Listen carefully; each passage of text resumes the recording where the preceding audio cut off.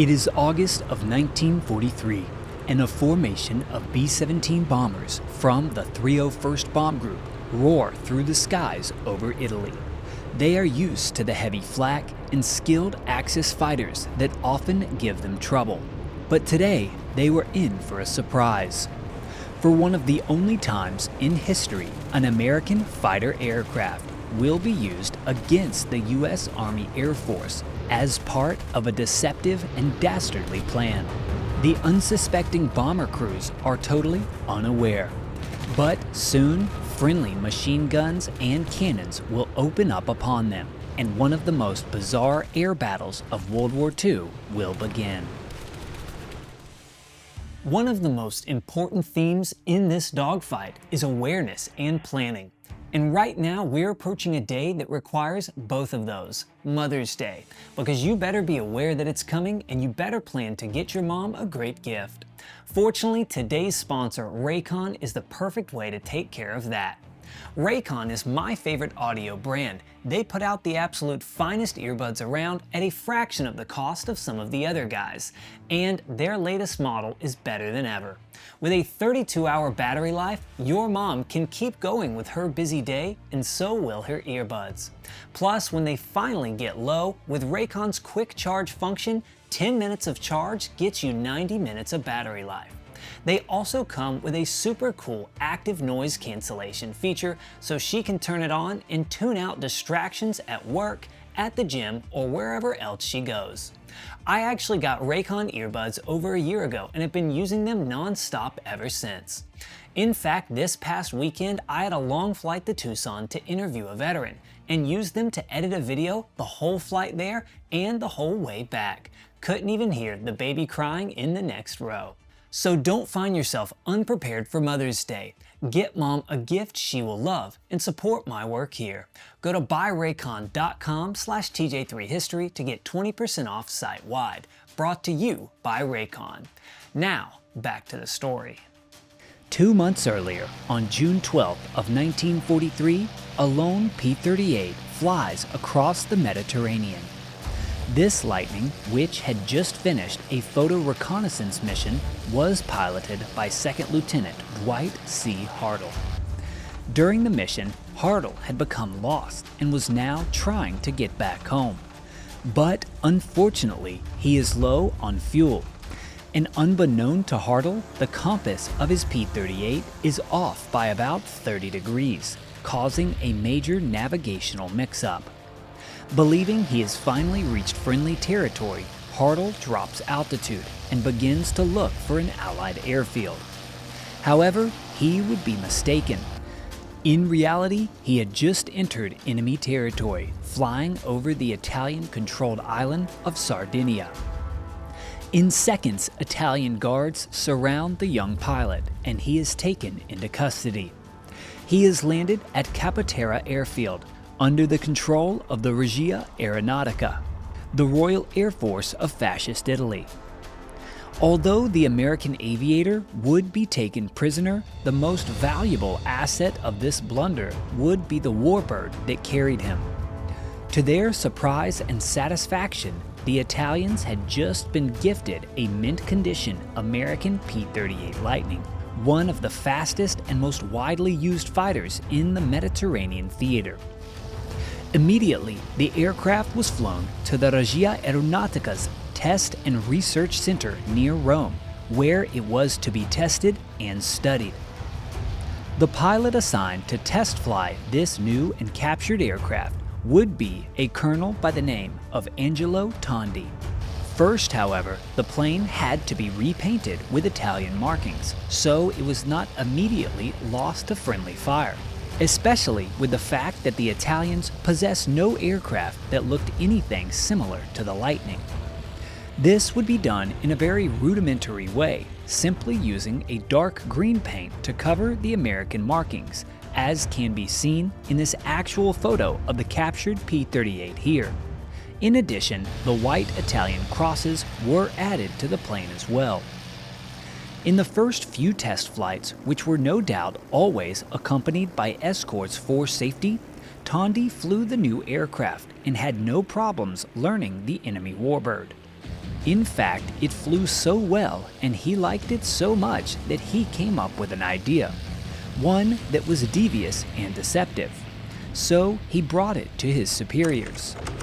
The plan was to use this P-38 as somewhat of a Trojan horse, sneaking up close to a formation of American bombers, and then suddenly and swiftly attacking and dealing a heavy blow before the American aircraft could realize what was happening.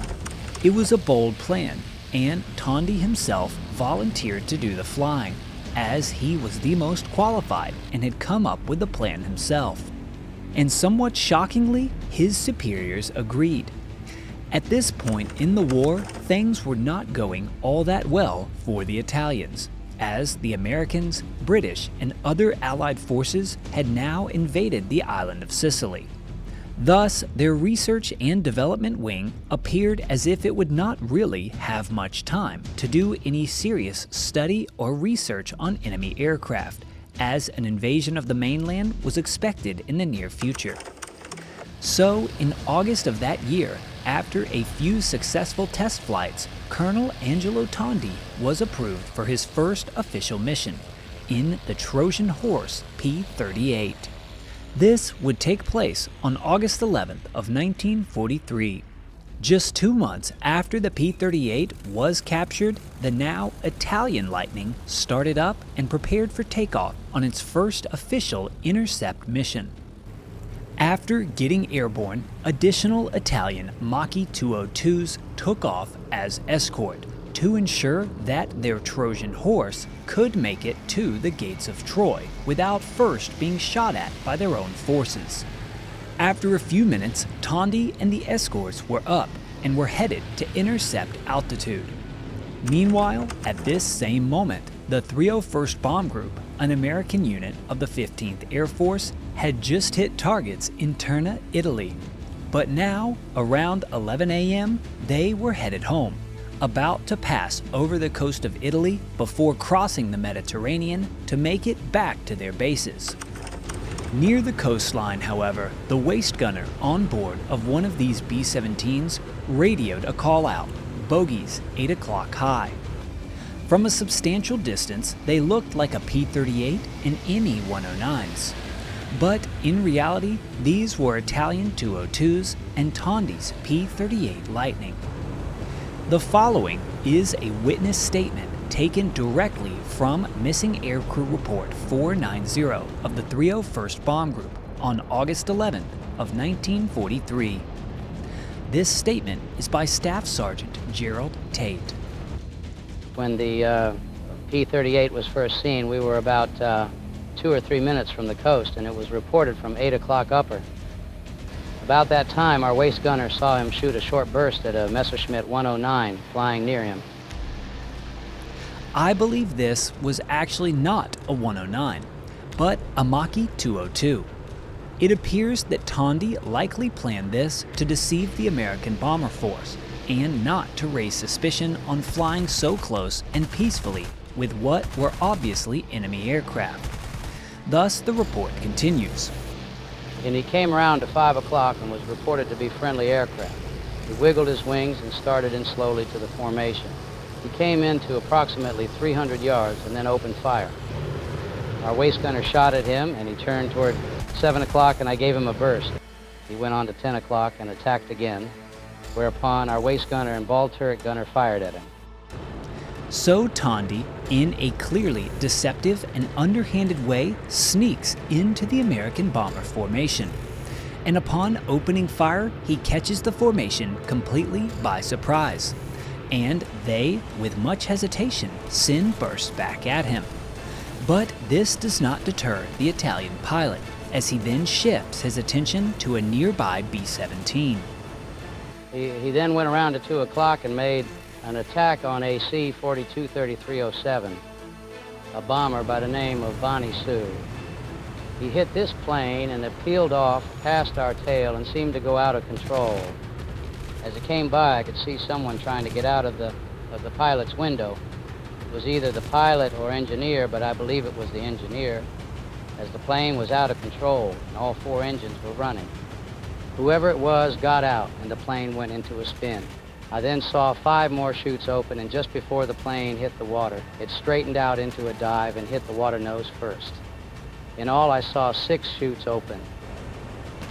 Just like that, the 301st Bomb Group lost one of their own to an American-made P-38 Lightning. Bonnie Sue had crashed into the water to the shock of many other air crews who watched in horror. But the attack was not yet done. The P-38 then made another attack on the planes on our right wing. I last saw the enemy plane heading for the Italian coast in apparently good condition. As Tondi's P-38 continued the attack, other witnesses watched.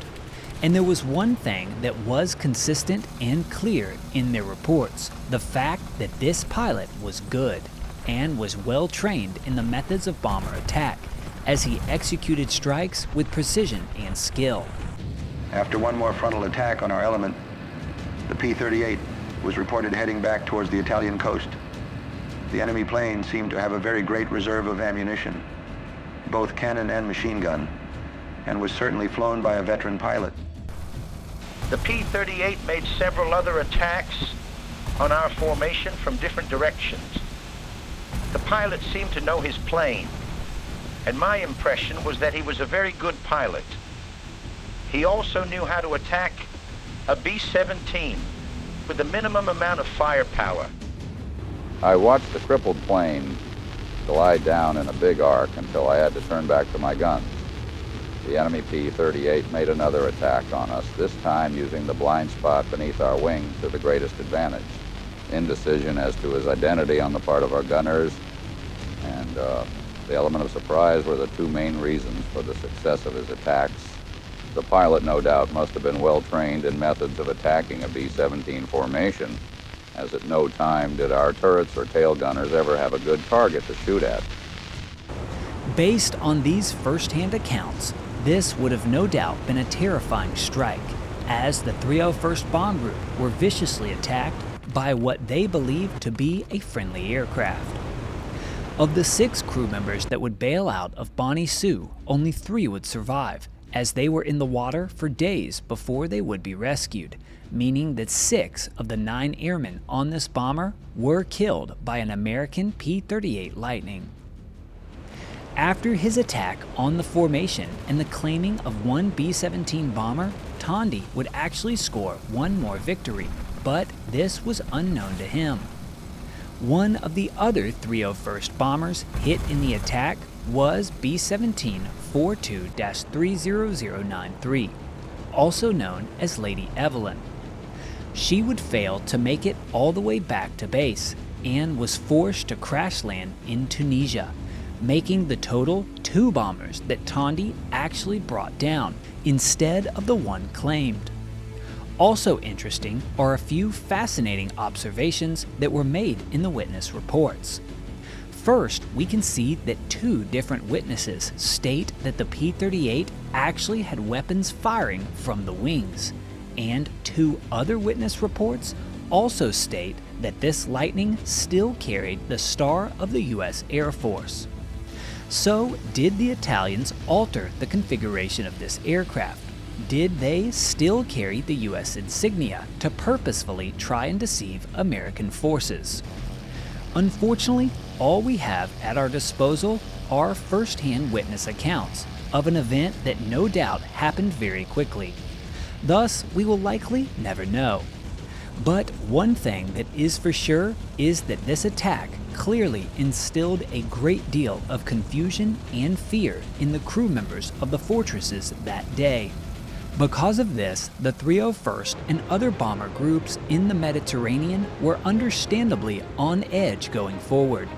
Supposedly, a short while later, an injured American P-38 tried to join one of the bomber formations on the way back from a mission, and would be shot down as they thought that this lone Lightning was the enemy fighter that had previously terrorized the group.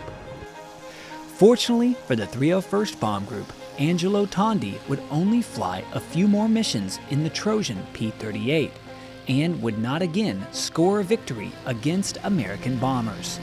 He found himself sometimes under attack by Italian or German 109s that were unaware that he was friendly. But in reality, what became more of a problem was the fact that the low-octane Italian fuel and low-quality oil corroded the high-performance Allison turbocharged engines. Thus, in just a few weeks, the P-38 was grounded and would no longer be able to terrorize American bombers.